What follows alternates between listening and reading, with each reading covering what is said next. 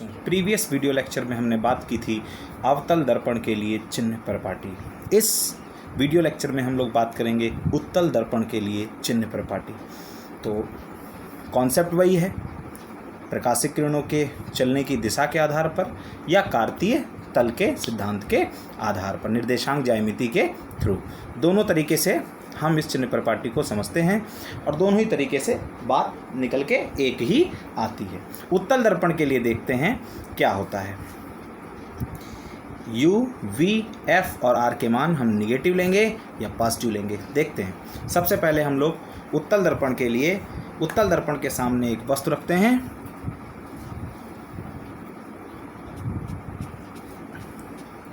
और उस वस्तु का प्रतिबिंब उत्तल दर्पण द्वारा कहाँ और कैसा बनता है ये देखते हैं। हालांकि मैं आपको चीज़ें समझा चुका हूँ, फिर भी एक बार उत्तल दर्पण के बारे में मैंने आपको बता दिया था कि उत्तल दर्पण के इस तरफ वस्तु को कहीं भी रखें, वस्तु का प्रतिबिंब कहाँ बनेगा, दर्पण के ध्रुव और उसके फोकस के बीच में बनेगा।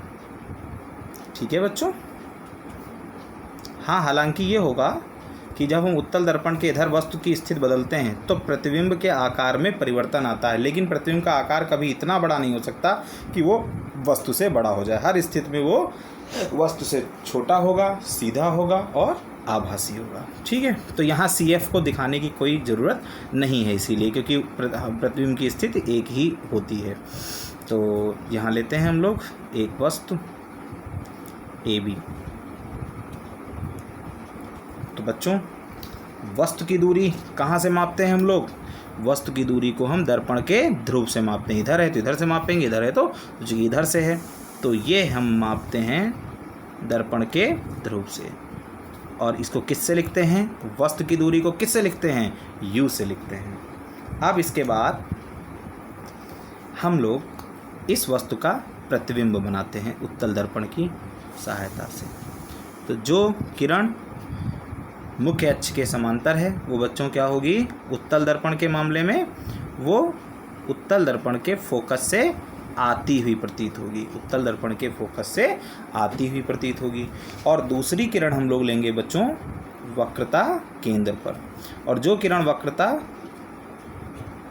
केंद्र पर जाएगी वो उसी मार्ग पर वापस लौट आएगी। ये दोनों आती हुई परावर्तित किरणें जिस बिंदु पर मिलती हैं उसी ही बिंदु पर क्या होता है? उस ही बिंदु पर वस्तु AB का प्रतिबिंब बनता है। ठीक है, उसी बिंदु पर वस्तु AB का प्रतिबिंब बनता है A1 B1। आप देख रहे हैं कैसा है, सीधा है, छोटा है और आभासी है। आप बच्चों एक चीज़ ध्यान दीजिए,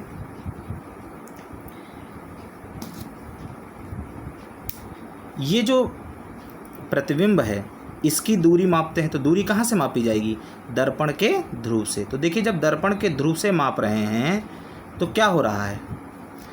दर्पण के जब ध्रुव से माप रहे हैं तो हम दर्पण के ध्रुव से कहाँ चल रहे हैं? आगे की ओर चल रहे हैं। चल रहे हैं कि नहीं चल रहे हैं? डायरेक्शन क्या है? देखिए, ध्यान से देखिए, डायरेक्शन क्या है? इस टाइप का डायरेक्शन है दूरी मापने के लिए।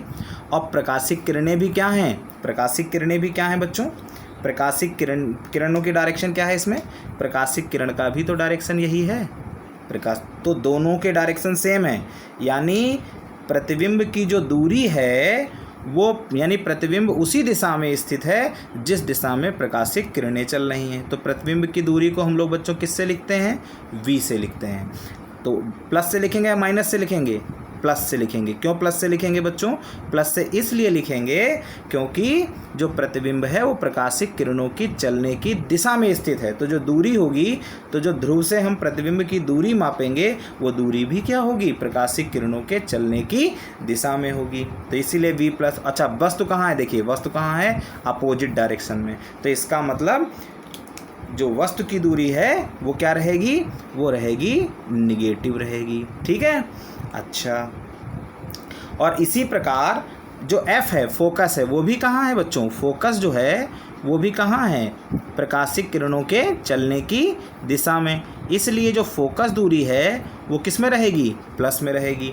और देखो, वक्रता केंद्र भी कहाँ है बच्चों? वक्रता केंद्र भी जो है वो भी कहाँ है? वो भी जो है बच्चों, वो भी प्रकाशिक किरणों के चलने की, अगर इस दूरी को मापें हम P से लेके C तक की दूरी को, तो ये दूरी क्या है, इसी डायरेक्शन में तो मापी जाएगी, और इसी डायरेक्शन में ही क्या है, प्रकाशिक किरणें हैं। तो लिहाजा हालांकि मैं ये दूरी के लिए निशान लगा देता हूँ, बट दूरी जो माप रहे हैं वो P से C की ओर माप रहे हैं, और इसी डायरेक्शन में क्या है, प्रकाशिक किरणें। तो इसको R लिखते हैं, और R भी क्या होगा, प्लस होगा। R भी क्या होगा बच्चों, प्लस होगा। ठीक है, क्यों, ये VFR प्लस क्यों हुए, क्योंकि इन सब की स्थिति क्या है, प्रकाशिक किरणों के चलने की दिशा में है। ठीक है बच्चों, और अगर आप इसको वैसे समझना चाहते हैं निर्देशांक ज्यामिति से, तो P पर क्या कर लें, P पर एक, ये आपको बनाना नहीं सिर्फ समझना है। तो ये डायरेक्शन, ये क्या हो गया, ये हो गया, तो ये क्या हो गया आपका, देखिए ये x डैश ऐसे समझ लीजिए, ये y अगर हम नीचे बढ़ा दें तो क्या हो जाएगा, y डैश हो जाएगा। तो P क्या हो गया बच्चों, मूल बिंदु। P क्या है, मूल बिंदु। अब मूल बिंदु से देखिए x अक्ष पर बाईं ओर वस्तु स्थित है, बाईं ओर स्थित है, तो बाईं ओर की दूरी को हम किससे लिखते हैं, ऋणात्मक, ऋण चिन्ह के साथ। तो इसीलिए u का मान क्या होगा, u का मान किस में रखेंगे, माइनस में। और देखिए मूल बिंदु से x अक्ष पर दाईं ओर ही क्या है, देखिए दाईं ओर ही प्रतिबिंब है, दाईं ओर ही फोकस है, और दाईं ओर ही क्या है, वक्रता केंद्र है, और तीनों दाईं ओर हैं, इसलिए प्रतिबिंब की दूरी भी पॉजिटिव होगी, फोकस दूरी भी पॉजिटिव होगी, और वक्रता त्रिज्या भी पॉजिटिव होगी। अब आपको समझ में आ गया। अच्छा, एक बात और मैं आपको इन शॉर्ट में बता देता हूँ। अगर ये जो दर्पण का ध्रुव है, अगर ये सारी चीज़ें बाईं तरफ, जो बाईं तरफ होगा, मैं ऐसे बता देता हूँ बच्चों, दर्पण के बाईं तरफ, मतलब जिस ओर वस्तु रखी है उसी ओर, मतलब जिस तरफ परावर्तक पृष्ठ है, अगर इधर जितनी भी चीज़ें मौजूद होंगी, इस तरफ जितनी भी चीज़ें मौजूद होंगी, वो सारी की सारी क्या रखी, उनके सारी की सारी दूरियों का मान किस में रखा जाएगा, निगेटिव में लिया जाएगा। सारा का सारा जो जितनी भी वैल्यू है इधर, जितनी भी डिस्टेंस होंगी, चाहे वस्तु की दूरी हो, प्रतिबिंब की दूरी हो, फोकस दूरी हो, वक्रता त्रिज्या हो, अगर वो सब इस तरफ हैं तो किस में रखेंगे हम, निगेटिव। और अगर दर्पण के दूसरी ओर हैं तो हम किस में रखेंगे बच्चों, तब हम उसको रखेंगे पॉजिटिव। ठीक है, क्लियर, आगे बात समझ में। इन शॉर्ट में हम लोग समझ लेते हैं, इन शॉर्ट में समझते हैं, जब हम बात कर रहे थे अवतल दर्पण की, इन शॉर्ट में इस चीज़ को आप बिल्कुल समझ लीजिए। इन शॉर्ट में समझते हैं, अवतल दर्पण में u भी किस में होगा, u का मान माइनस में, v का मान भी किस में होगा बच्चों, माइनस में, r का मान भी किस में होगा, माइनस में, और फोकस दूरी भी किस में होगी, माइनस में। क्लियर होगी बात इतनी, सबके सभी मान किस में होंगे, माइनस में। लेकिन अवतल दर्पण में एक स्थिति होती है बच्चों, छठी, जिसमें हम वस्तु को कहाँ रखते हैं, F और P के बीच। लेकिन ऐसा कोई कंडीशन आएगी तो आपको उसमें पता चल जाएगा, न्यूमेरिकल सॉल्व करेंगे तब आपको बताऊंगा कि उस स्थिति में क्या करेंगे। ठीक है, अधिकांश क्वेश्चन में आप तब तक इस चिन्ह परिपाटी को ध्यान में रखेंगे, आप समझ जाएंगे कि प्रतिबिंब कहाँ बन रहा है, उसके हिसाब से चेंजिंग हो जाएगी। उत्तल दर्पण, तो उत्तल दर्पण के लिए हमने क्या देखा बच्चों, उत्तल दर्पण के लिए हमने क्या देखा, उत्तल दर्पण के लिए हमने ये देखा बच्चों कि u का मान माइनस में होगा, बाकी सबका मान किस में होगा, प्लस में होगा। ठीक है, f का मान भी किस में होगा, प्लस में होगा। तो एक बात बच्चों यहाँ से निकल के आ रही है क्या, कि उत्तल दर्पण की जो फोकस दूरी होती है, आप चाहे दर्पण हो और चाहे लेंस हो, ध्यान दीजिएगा, अगर उत्तल दर्पण की फोकस दूरी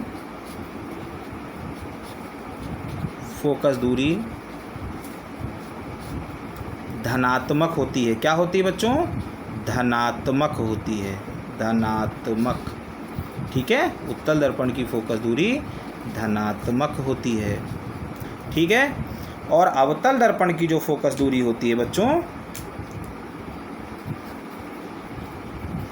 अवतल दर्पण, ठीक है, मैं आइजन लगा दे रहा हूँ, अवतल दर्पण की जो फोकस दूरी होती है बच्चों, वो क्या होती है, वो ऋणात्मक होती है। ये ध्यान रखिएगा, अवतल दर्पण की जो फोकस दूरी है बच्चों, वो क्या होती है, वो ऋणात्मक होती है।